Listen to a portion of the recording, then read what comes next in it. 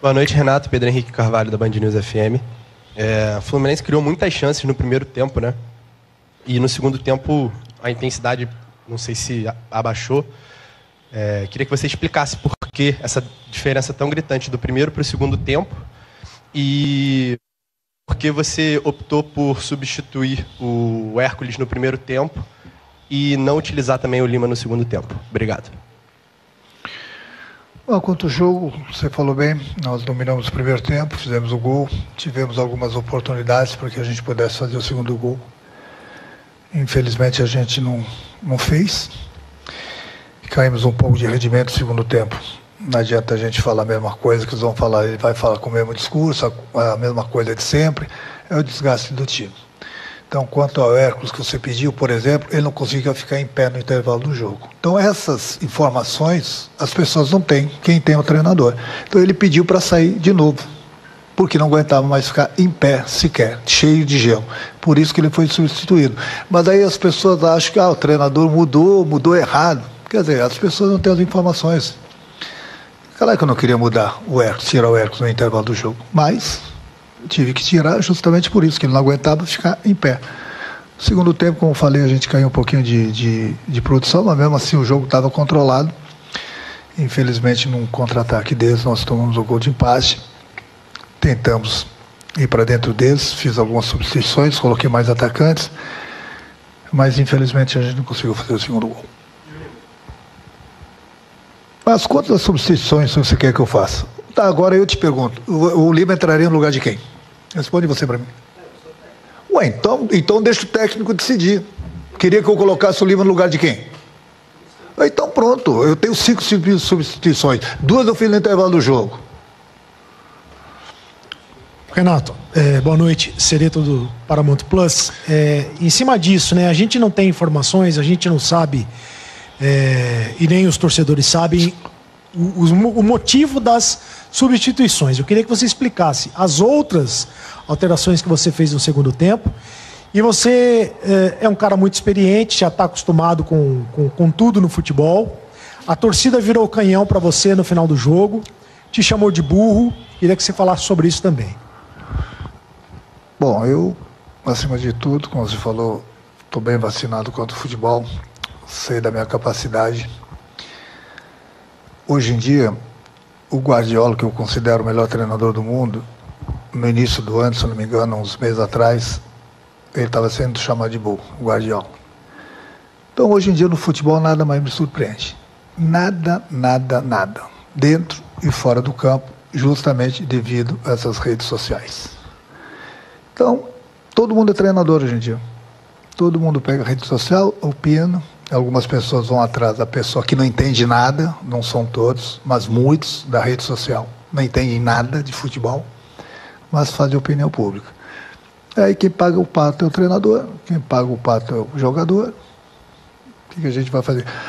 Eu dei uma entrevista, vocês podem buscar, uns 2 meses atrás, e hoje eu estou repetindo. Acabou o futebol. Acabou o futebol com as redes sociais. Acabou. Tanto para o jogador como para o treinador. Hoje em dia é uma guerra de críticas. Ninguém é bom.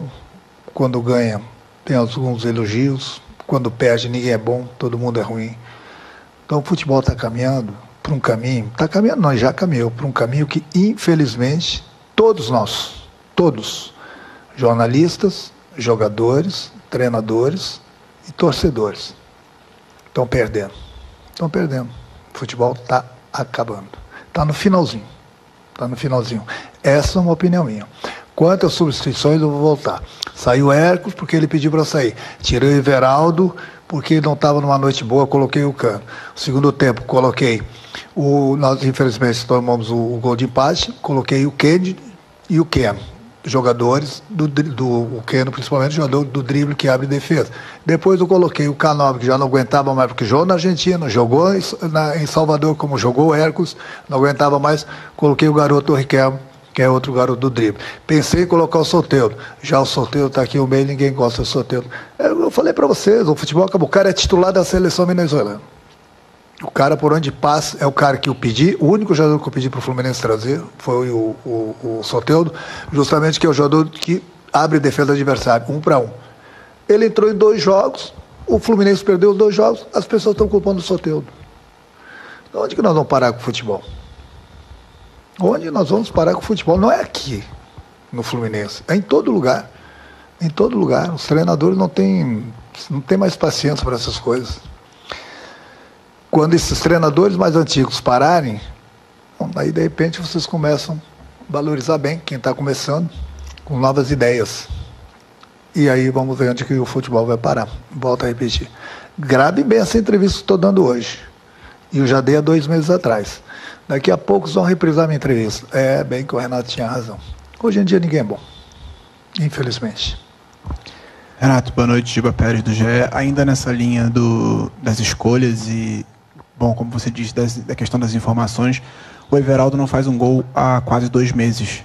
E ele vem sendo mantido nesse time das Copas, no time titular, nos jogos mais importantes é ele que joga, apesar de não estar conseguindo contribuir com gols.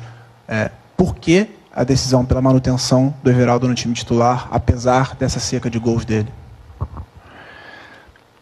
Cara, deixa eu falar uma coisa para vocês. Vocês acham que o treinador de futebol, ele está no clube,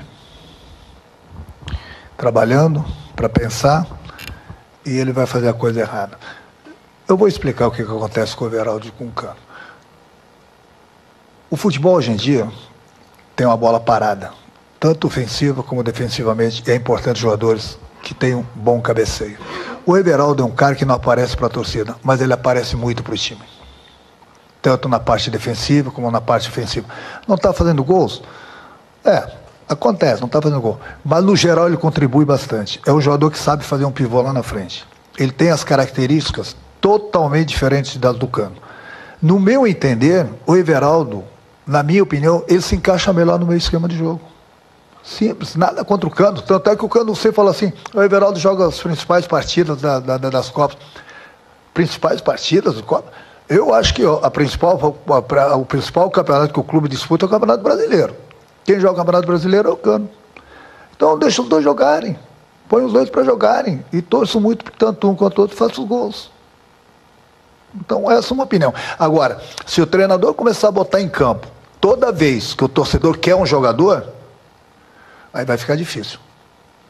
Fica difícil o treinador trabalhar. Bem difícil. São as escolhas. Escolhas que o torcedor gosta de um jogador ou outro. E o treinador vê o que é melhor para o clube. Eu, pelo menos, sempre vejo o que é melhor para o clube. Posso errar? Posso errar, sim. Eu sou humano. Mas é difícil. É difícil porque eu trabalho com jogadores no dia a dia. Eu sei da capacidade de cada um. Então, é uma opinião. Talvez o treinador tenha outra posição. Não sei. Renato, boa noite. Gabriel Amaral, do Jornada KTO 1902. Eu anotei aqui, então, para acabar não errando os dados. O Lanús tem uma média ali de folha mensal de cerca de 2,5 milhões de reais. A folha do Fluminense, mais recente divulgada, é de 20 milhões de reais mensal. Eles gastaram cerca de, também, 25 milhões de reais mensal em contratações. O Fluminense gastou, nessa temporada, cerca de 200 milhões de reais em contratações. Você já falou algumas vezes que tem muitos jogadores no elenco, por isso você roda bastante para poder todos os jogadores jogarem. A impressão que a torcida acaba tendo é que o elenco hoje ele está inchado e é redundante em algumas posições também. Tem muitas opções para a mesma posição que acaba gerando redundância. E agora você não está mais em 3 competições, você está em uma, porque tem a Copa do Brasil, mas ela não vai ser concomitante ao brasileiro.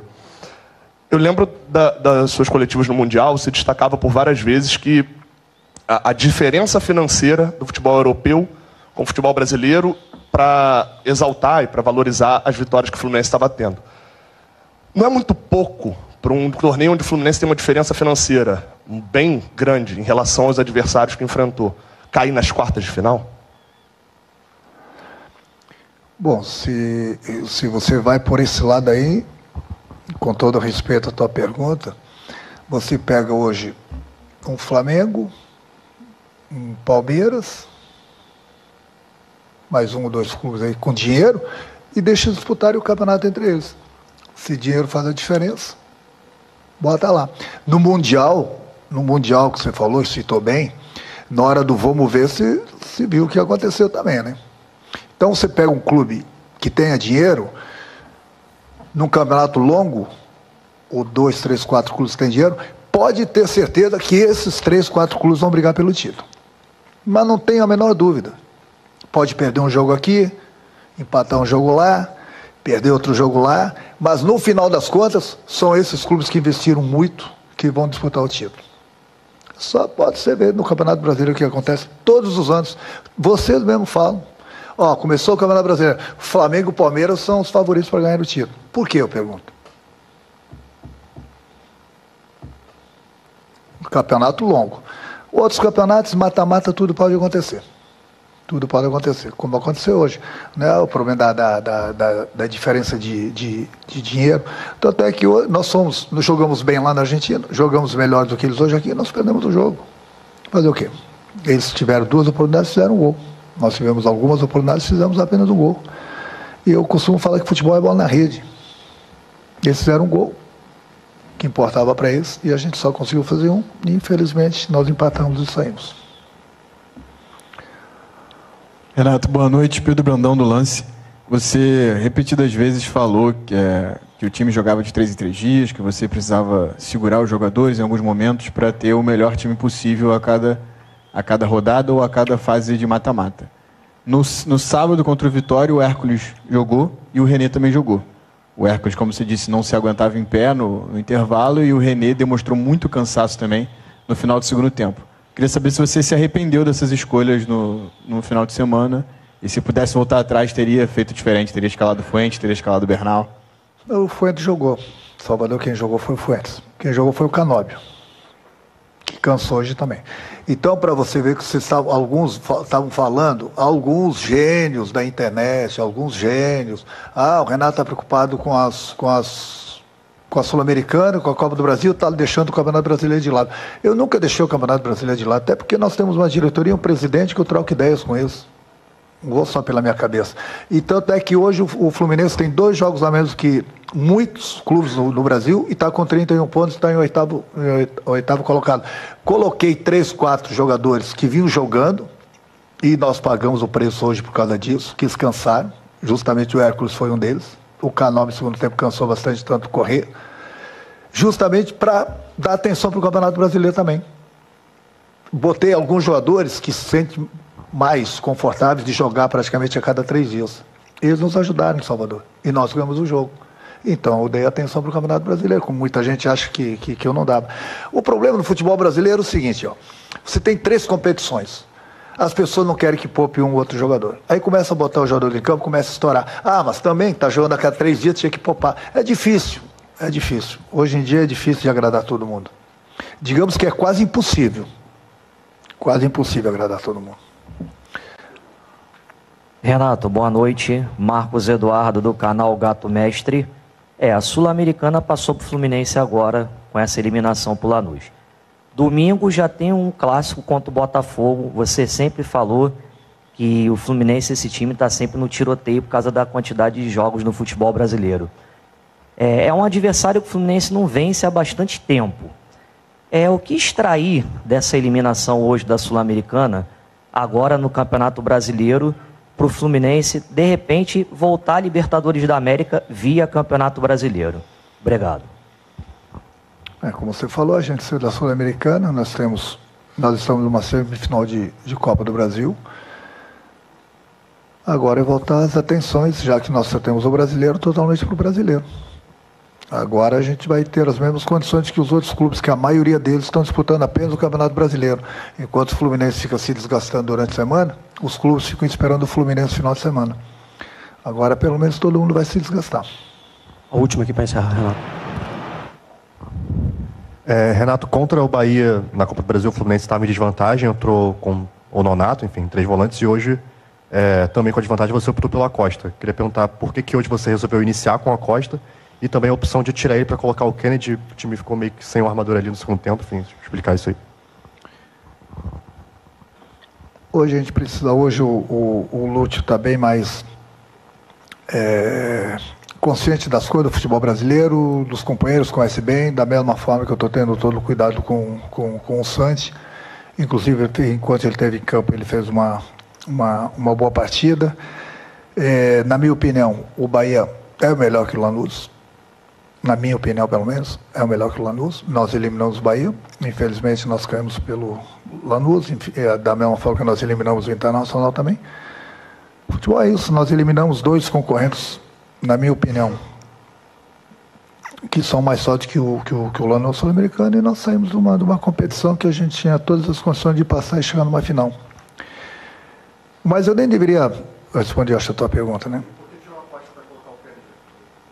Porque eu coloquei o time para frente, porque a gente precisava abrir a defesa deles. Eu sabia que eles iam se fechar, tanto eu coloquei o Kenny de um lado e o Riquelme do outro, justamente por isso. Tinha que sacrificar alguém no meio, simplesmente por isso. Mas eu nem deveria estar falando isso para vocês, que vai se manifestar o presidente, mas essas perguntas todas de alguns gênios da internet, que muita gente vai atrás desses gênios, alguns torcedores também. Então, eu acabei, antes de vir para cá, de pedir demissão para o presidente. Então, a partir de agora, vai estar um outro cara aqui, eles vão fazer as mesmas perguntas para ele, eu quero ver as respostas que ele vai dar. Eu quero ver se ele vai colocar o time que o torcedor quer ou o time da cabeça dele. Então, eu sempre procurei fazer o melhor possível pelo clube, em todos os sentidos, em todas as competições. Infelizmente, nós saímos hoje de uma competição, mas estamos muito bem no Campeonato Brasileiro, estamos muito bem na Copa do Brasil. Se o Fluminense estivesse mal no Brasileiro, eu não estaria saindo. Como o Fluminense está bem, vou sair para descansar minha cabeça e deixar alguns gênios da internet continuar falando sobre futebol, já que entende pra caramba. Boa noite. Obrigado, Renato.